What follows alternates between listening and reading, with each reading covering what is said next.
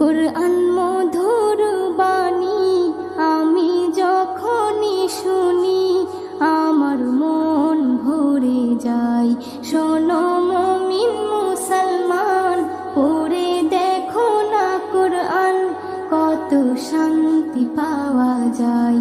কুরআন মধুর বাণী, প্রতিটি হরফে দশ দশ নেকি আছে, আমলে জমা হয়।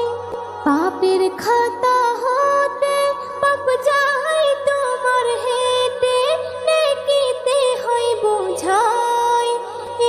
এমন বরকতময় মেলে সব